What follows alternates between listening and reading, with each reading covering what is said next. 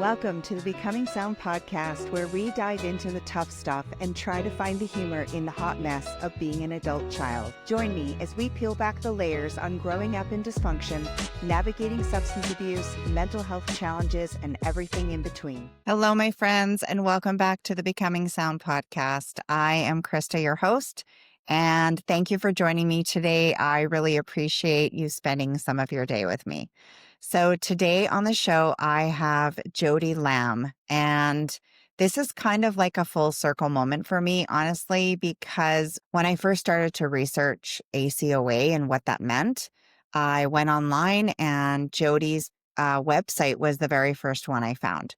So the information on there and just reading and really identifying with a lot of the things she was saying. And I watched a few videos on YouTube, and it was kind of my first taste in really understanding what that meant. And today I have her on the show. So I am very excited to have her here. And I'm just going to tell you a little bit about her. So Jody Lamb is a personal growth author and a speaker who helps adult children of alcoholics heal from their past and create joyful lives. Since 2009, she was one of the first voices blogging and creating YouTube videos on this topic. Jody's mission is to break generational cycles and empower others to live with freedom, peace, and joy. And she is currently writing her memoir and developing a course to support people starting out on their healing journey as an ACOA. You can learn a lot more about Jody on her website, jodylamb.com, but all of that will be in the show notes. She has also written a book loosely based on her life, and it's for teenagers, but honestly, I read it and it just kind of took me back to a time when I was younger. So it was a really good read, especially if you have teenagers in your life or someone you know that is going through this stuff. So on that note, let's get started with Jody. So welcome, Jody. Thank you for joining me today. It is such a pleasure to have you on. Oh, thanks, Krista. I feel the same. I've been looking forward to this for weeks and really appreciate the opportunity to chat. Awesome. When I started diving into ACOAs and adult children, and your website come up as one of the first ones I found, and I kind of read through and learned a lot just from your website alone. Good. Yeah, watched a couple YouTube videos, and so thank you for the content that you put out because it is extremely helpful. To hear that. Yeah, your page is I showing up started and it all people. because I went looking myself, way back when I started my healing journey, and I found no real content online from people like us, who had grown up with an alcoholic parent or even any other type of similar dysfunction. And I was getting so much from support groups, from therapy, and hearing the stories of other people that I thought, I feel I need to contribute to this, to kind of pay it Yeah, forward, share my story and what I'm learning along the way, and maybe it will help, a few other people. And so all these years later, still doing it for exactly that reason. And it's so awesome to connect with people like you who've had a similar experience and kind of swap best practices of what we've learned yeah, along the way. So it's incredible.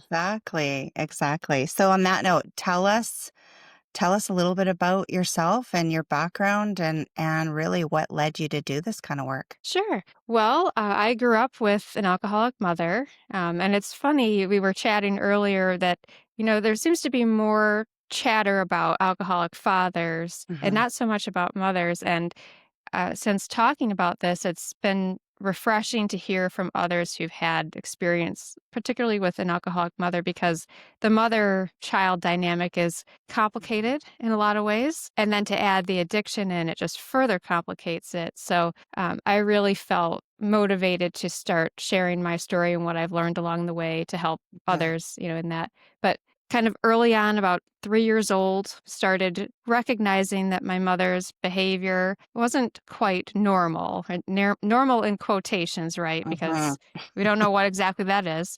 Um, Exactly. and over the years, the drinking, the worry about her kept snowballing. And by the time I was about 10, I was in that very kind of common role of being a miniature adult. So I was very much taking care of myself, never wanting to get in trouble, really focused in an unhealthy way on my mother and very aware that she was suffering, but not Mhm. having any clue about what to do about it. And my father worked a lot. He wasn't home a lot at night, and we never talked about it. So I was sort of living in this little world with my mother, and it always felt kind of temporary. Like I could do something different. I could have a heart to heart conversation with her. I could finally write a letter that would shake her out of it because I didn't understand Mhm. addiction. And I thought that she was making a very simple decision every day about whether or not to drink. I thought it was like as simple as what to make for dinner, or what how to get your hair cut. I thought that she was just making this simple decision to drink every day, and it hurt. And so I would plead with her, and I don't like when you drink. I worry all the time. I'm worried at school about if you're okay at home. Ah. And I thought that it was my job to try to fix her, to do whatever I could to get her out of that. And I, at the time, obviously had no idea that she was truly suffering in the grips of addiction and needed professional help in order to get out of that. But at 10 years old, you don't know any of this. And so my childhood was really lonely, very much focused on her. And then I had a younger sister, right? My sister was born, and I thought, this is it. So my sister is going to fill whatever hole in her heart is there that I cannot. I always felt that I had somehow caused her to drink or didn't do enough of something to make her love her life enough to not drink. So when my sister was born, I had this hope that that would be different, that my sister could fill what I had failed to.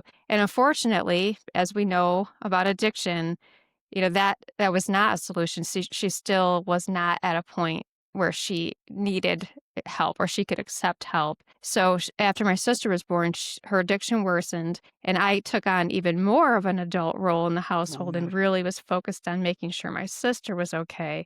And as it often goes with us ACOAs, people on the outside had no idea that all this was going on. I worked really hard to make it look like everything was all right. I was probably considered sort of a quiet, shy kid, but I got good grades. I never got in trouble. So the normal flags for problems at home were not there.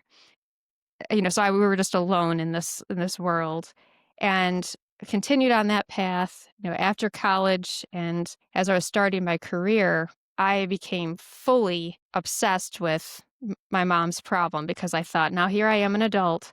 I need to fix this. My dad can't do it. He's incapable of it. He's highly codependent. I have to fix it. And everything was just survival, right? Work, go Right. home, make sure everything's okay, make sure my sister is safe.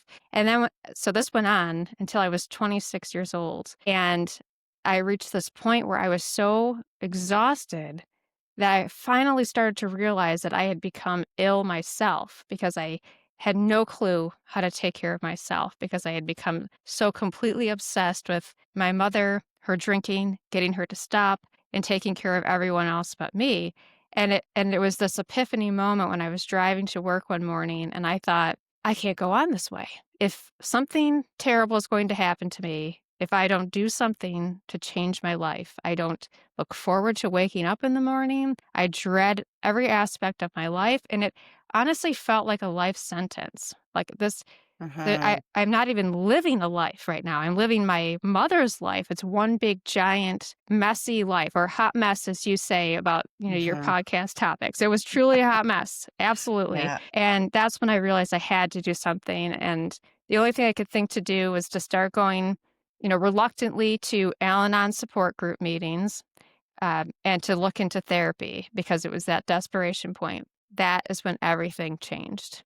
Mhm. And once I started on that healing path, I went online looking for stories from people like us talking about what they'd learned, how they healed. And it was the very early days of the internet, so there wasn't much out there. So I thought, well, I'm doing this work. I'm hearing these incredible stories from others in the support group meetings. I'm going to start sharing what I'm learning and maybe it will help somebody else. And I'm still doing that today. And it is such a rewarding experience to be part of this community now globally talking about this experience. Yeah, that's amazing.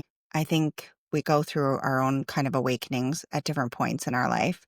And for me, I wish it was 26, but it wasn't. It was much later. And Never when too you late though, right? It's never too late, of course. I want to circle back to something you said about reluctantly going to a support group. And I think that speaks to so many people. There, we get so wrapped up in what other people are going to think that facing other people with this is so, so difficult. So what was it that actually helped you get down those stairs? It was really just the desperation. I thought, I Mhm. cannot continue to feel this way. And I've heard repeatedly from others about these support group meetings. And to be honest, they felt very unproductive. I pictured a bunch of little old ladies sitting around complaining about their husbands, and I needed solutions, right? It just felt like it wasn't going to be helpful. But I had an inaccurate perception of what those meetings are actually like. And my first meeting, I walked in there, I felt angry that I even had to be there because I thought, my mother's the one who truly needs to be in the AA meetings, and here I am sitting here. But once others started speaking about experiences from decades ago or what they were doing to cope with an active alcoholic in their lives, it was like hearing versions of my own story and Mhm. the same kind of pain, the same kind of frustration and confusion about what to do.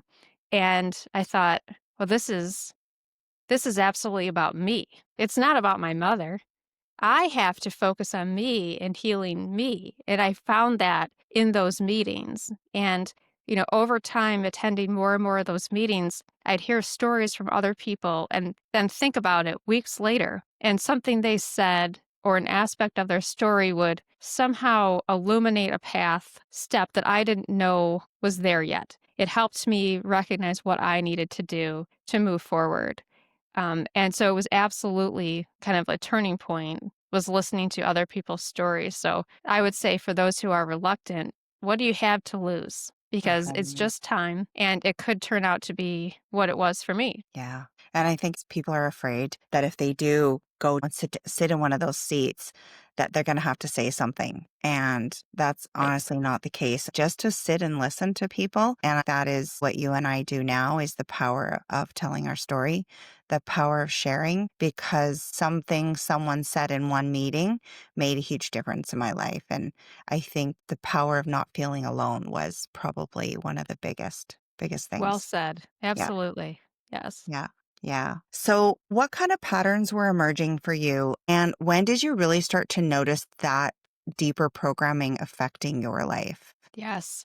I think the number one area I was suffering from, I recognized was you know, deep judgment of myself. There was Mhm. nothing I could do right in my mind, no matter what I did at work, no matter what I did for my friends, the few that I had maintained during that period. I felt no satisfaction with myself. And I knew at some level that that was not normal and that was likely tied to this sense of satisfaction that I could never really attain growing up or full approval or full love from my mother.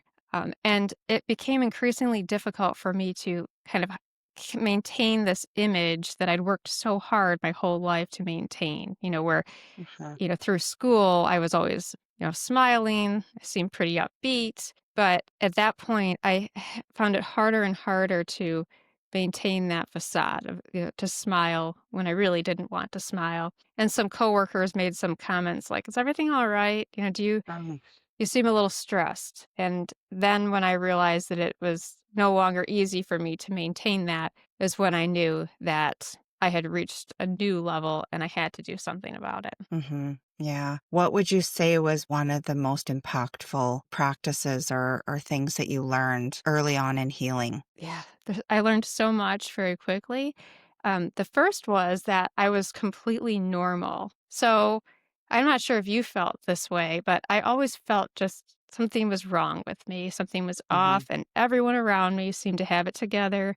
They didn't seem worried. They had a far more perfect life. So I felt something about me was fully flawed and I didn't know what to do about it. Well, once I started getting educated in the support group meetings, reading all of the books about addiction and ACOA, I realized that I had a fully 100% normal reaction to the environment and the kind of dynamics that I experienced. And recognizing that I'm normal was very freeing.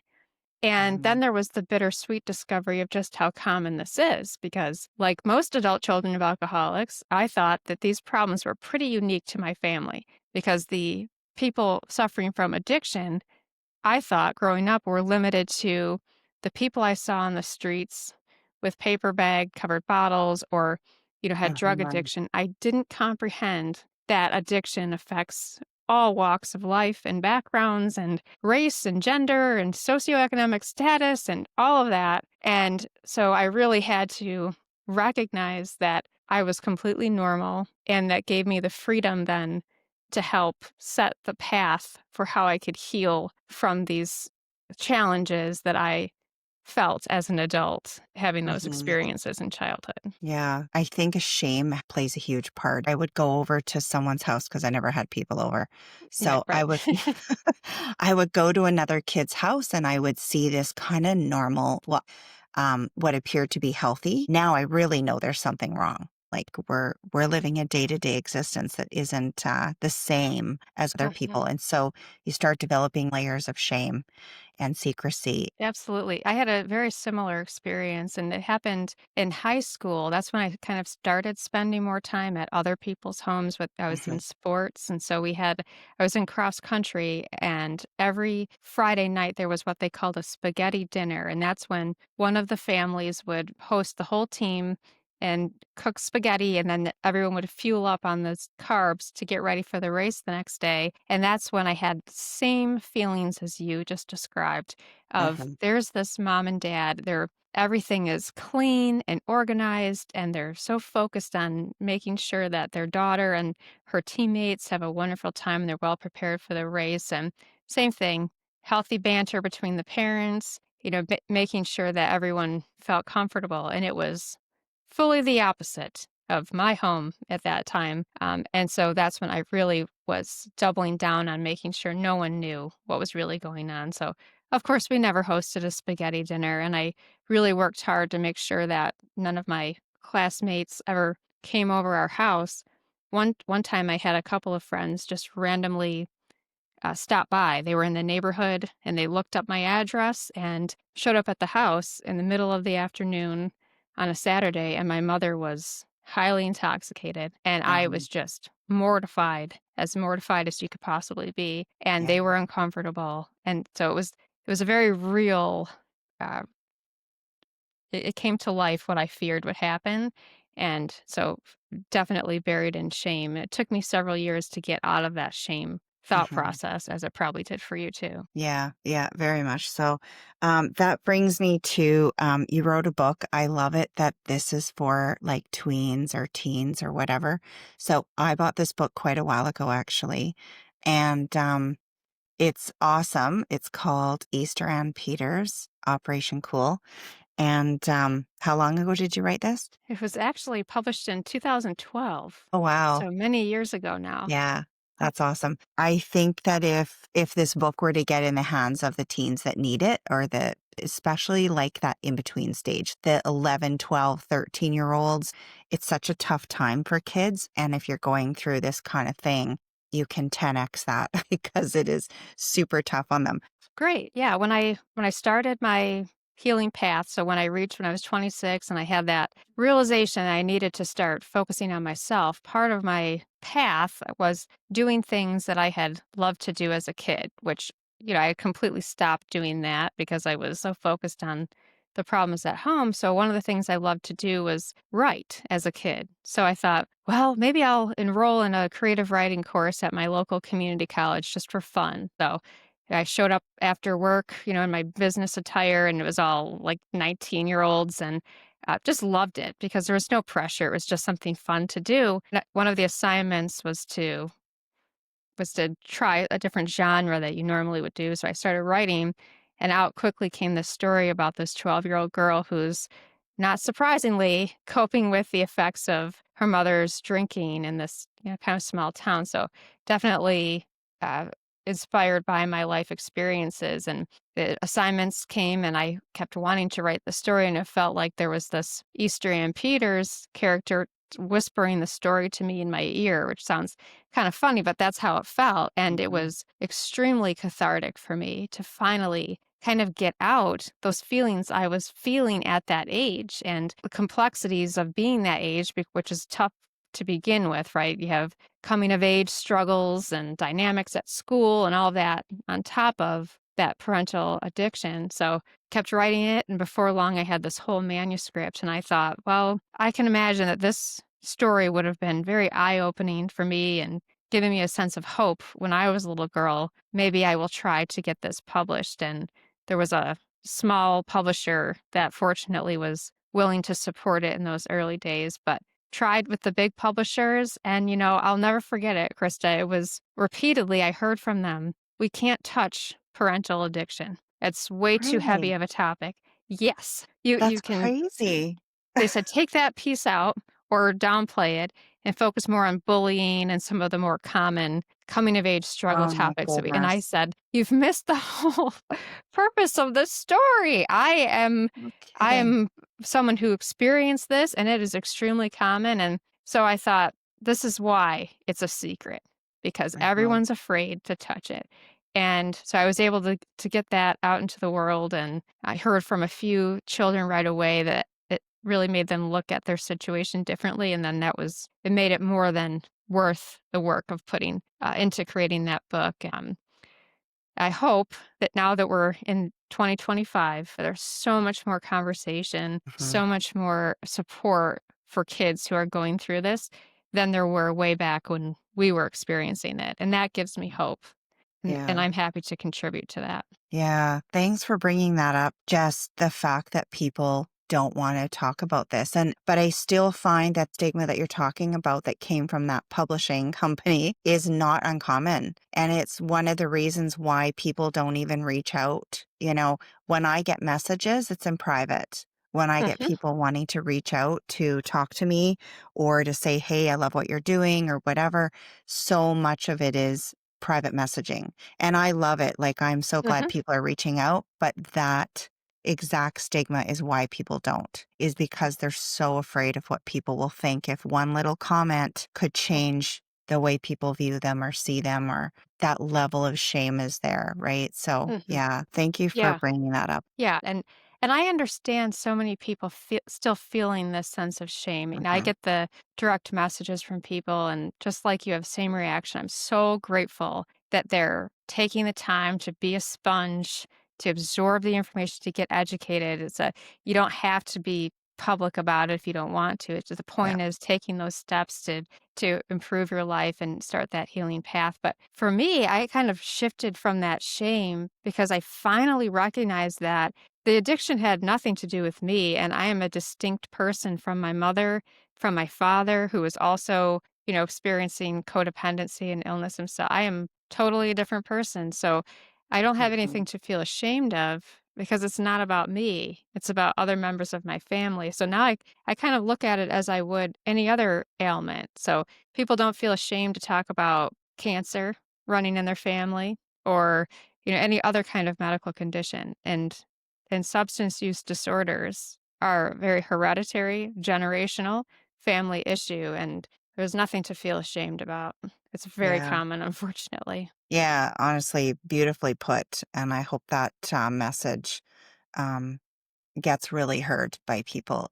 You are not the addiction. You're just a completely separate person with a different set of thoughts and feelings and all of that stuff. And it's amazing how our brain lies to us for so long until that awareness comes and we're able to see things a lot clearer than we did. So, Absolutely. And the opportunity is there to heal, and it mhm. and it takes a lot of work, as you know. You've put in the work. You're helping other people put in the work, but it's so more than worth it. Because I used to have what I call bad cards mindset. I used to think, this is the life I was given. This is my Mhm. problem. My mother has this issue. It's my job to fix it. And I'm never going to feel different. I'm always going to feel burdened by this. I'm always going to feel like I don't have my own life.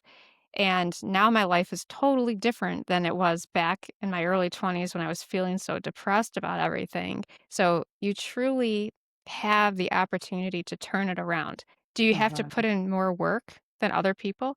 Absolutely. But it is so worth it because what you can have is so the opposite of what your family members or others who have struggled with this. You have the chance to break that cycle in your family. How Yeah. exciting is that? Yeah. Extremely exciting. How is it that you can help others who are struggling with this?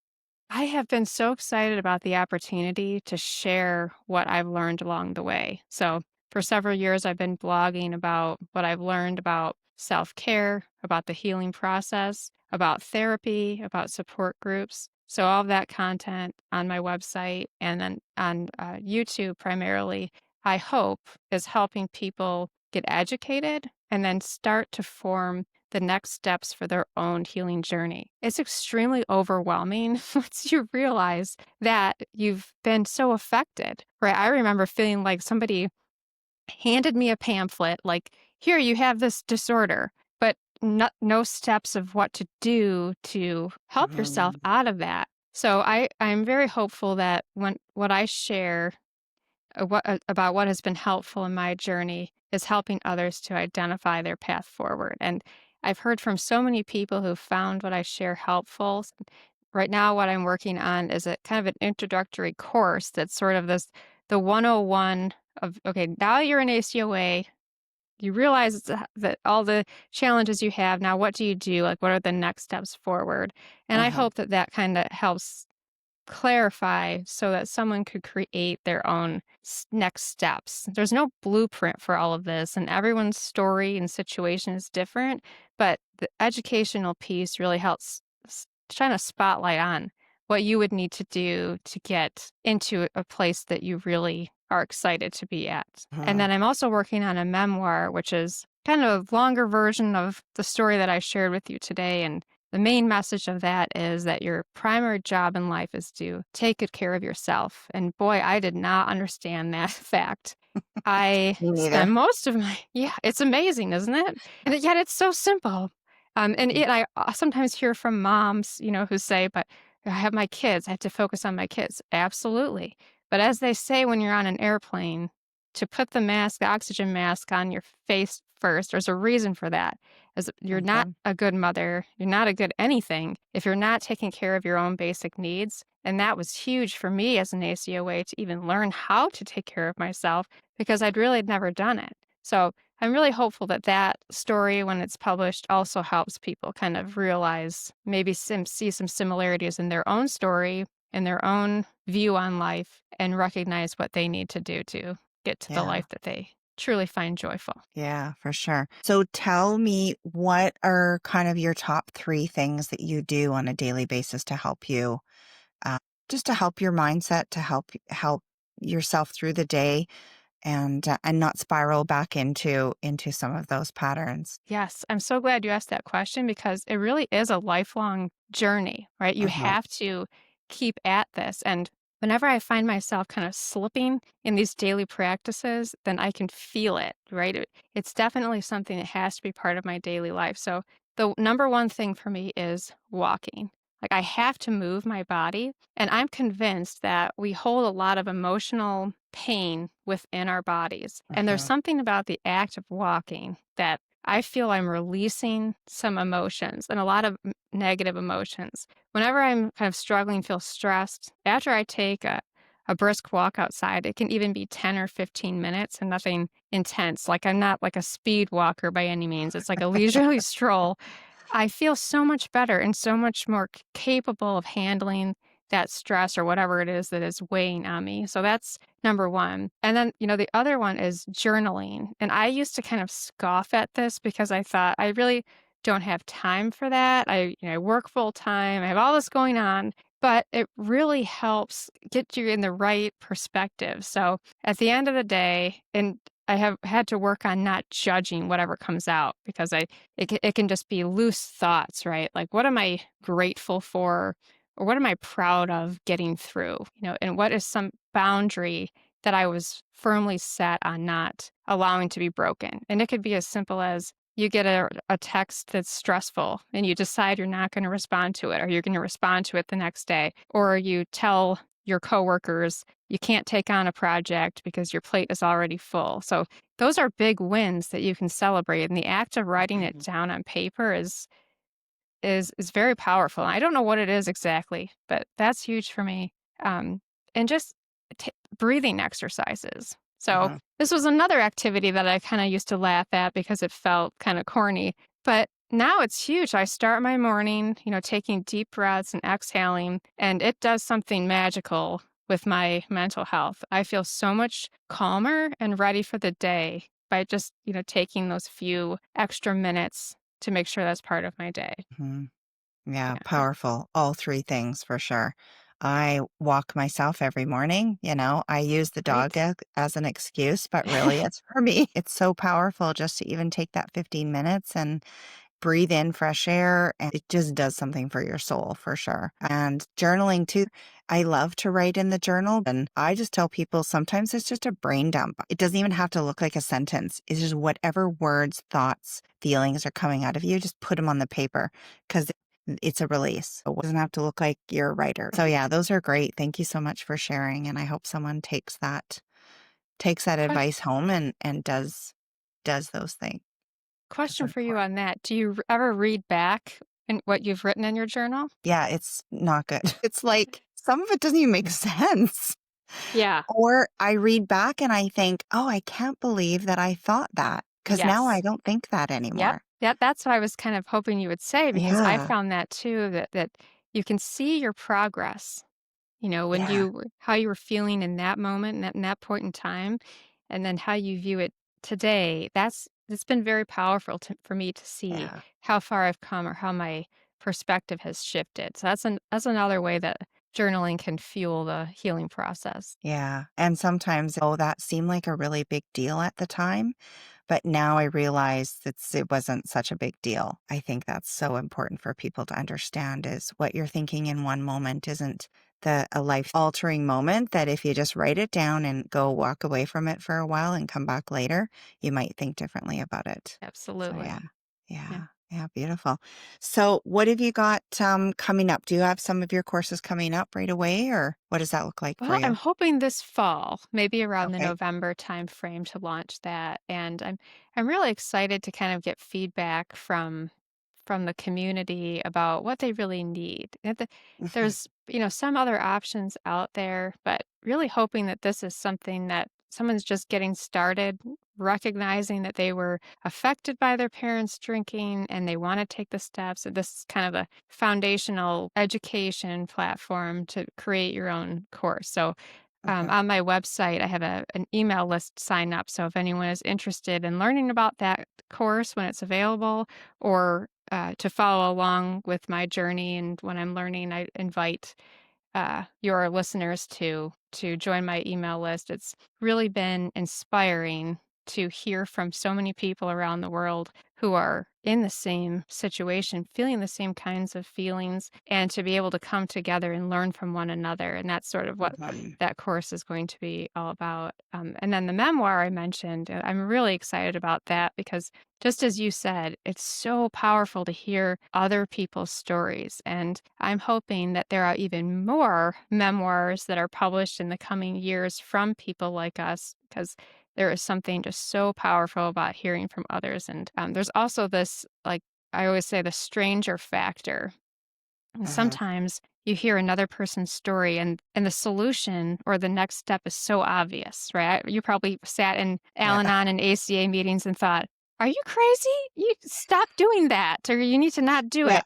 But yet when we look at our own lives, we can't see it. We're blind to it for some Yeah. reason. And, in the act of writing the memoir, I just kept thinking, why did I live like this for so many years? But when it's your Uh-huh. own life, you can't see it clearly. And it's only until you start that healing process that the fog clears and you can see it as if you were a stranger looking in. So, memoirs are very powerful in helping That's to right. kind of look at your own life with Yeah. that kind of stranger mindset.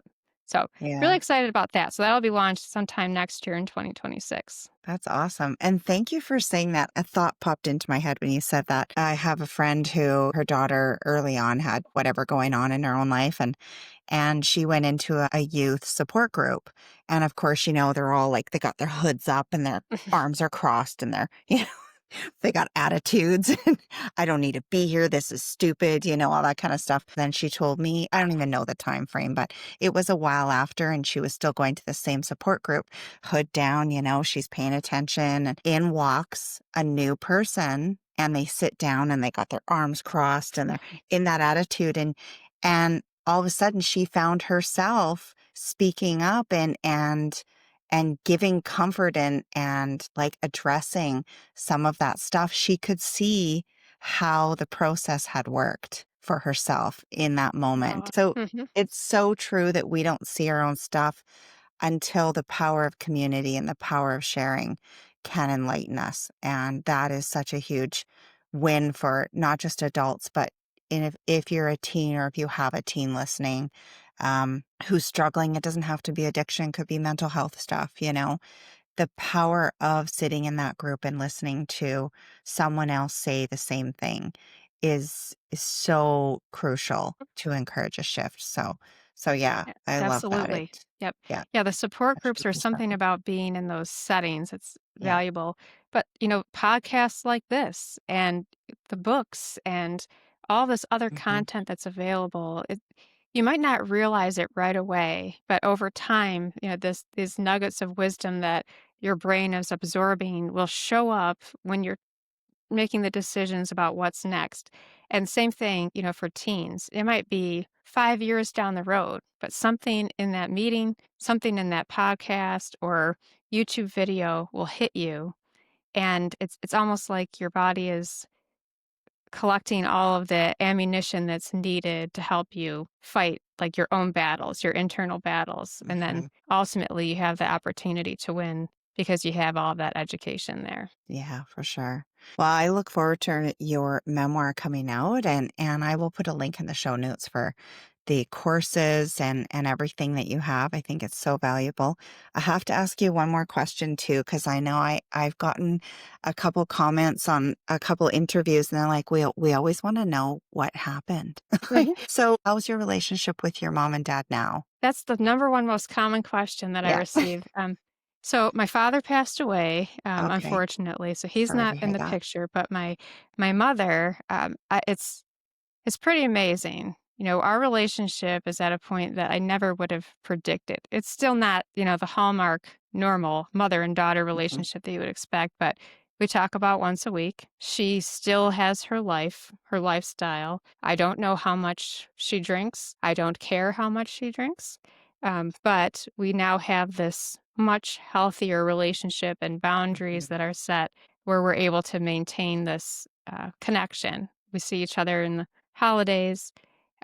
So that is directly attributed to me getting healthy. And that's one important message that I have made sure to emphasize is for so many years, I was so angry and resentful at my mother for rejecting the help that had been offered to her so many times. And once I started letting go of that and focusing on myself, everyone in our family, the relationship improved. So my father started having a more healthy relationship with my mother and setting boundaries and understanding codependency that was very foreign to him. My sister started understanding that what was going on in the house and the science of addiction. And then my mother finally, I would guess, felt that she was no longer the source of the chaos, that she sort of could live in her own world and we started to separate, have distinct lives.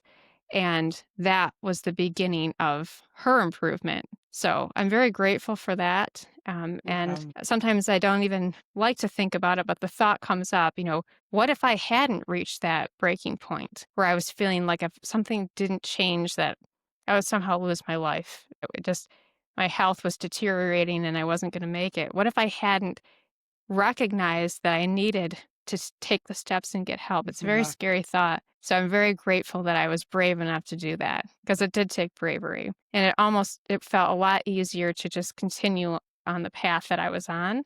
But it benefited me and the rest of my family when I did that. Yeah, it is incredibly profound how relationships shift when we start to take care of ourselves. It's such a beautiful way of looking at the relationships in our life, and thank you for sharing that. It's definitely something that I wish I had the opportunity with my dad, because he passed away long before I started my own healing. When I look back now and I think about the person that he was, aside from the alcoholic, I think what a different relationship we would have today. When you start seeing people separately from their disease or from their condition, it lessens that anger and it lessens that stuff that you've been holding on to for so long. It allows you to just see the person and have a relationship and love them for who they are and not have to Absolutely. constantly fix, right? Yeah. Oh, that was so Yeah. beautifully put. Yeah, I have Mm. the same feelings about my father. I was very early in my healing journey when he passed away, and I it our the whole situation affected our relationship. I felt frustrated and resentful Hmm. with him because I felt like he didn't do enough. And now I know all these years later, just like you, that he was suffering and had lack of education, and sort of did the best that he could with what he had at the time. And I know that if he had lived longer, I could have helped inspire that education. But what it has made me feel better when I start to have those thoughts of how how different things would have been had he lived longer. I think about how proud he would be today Mm-hmm. of the work that we are doing Yeah. and the inspiration that that might have on other people who then have the opportunity to improve their lives and their relationships. Yeah. Thank you for saying so. Yeah, that's awesome. And yeah, and I absolutely just love having conversations like this that can spark some inspiration in someone else to start healing and taking care of their own path, and how that will have a ripple effect in their life. And so it really just does start with us. So thank you so much for sharing your journey with us, and for what you're doing in the world. It makes a huge difference. I know it did for me when I found your stuff. So that was the beginning for me. So thank you for putting yourself out there, especially at such an early stage when not a lot of people were talking about it. So that's huge, and I Oh, thank well, you for that. thanks, Chris. I'm really grateful to know that that was helpful for you. It means a Yeah, lot. And I'm very grateful for you because you put a lot of work thank into you. this show and the rest of your work. And, it does have a ripple effect. And I'm sure you've touched many people, many of whom you might never hear from, Yeah, but it's there. So thank you. exactly. Thank you so much. Great. But thanks, Krista. Thank you for joining me today on another episode of Becoming Sound. If this episode resonated with you in some way, please share it with someone you care about. And don't forget to hit the subscribe button. It helps to get this information out to more people who may need it. If you have a sec, I would love a follow on Apple Podcasts and Spotify. While you're there, hit the 5-star rating and give me a review. When you're scrolling, follow me on my social platforms, and I would love to hear your comments and feedback. Have a fabulous day, lots of love and gratitude from me. Please note, the views, information, and opinions expressed during the Becoming Sound podcast series are solely those of the individuals involved. The content of this podcast is to educate, inform, and for entertainment purposes only. This podcast series and the content presented does not constitute for medical or other professional advice or services. If you are in crisis or in need of help, please contact your medical or professional provider.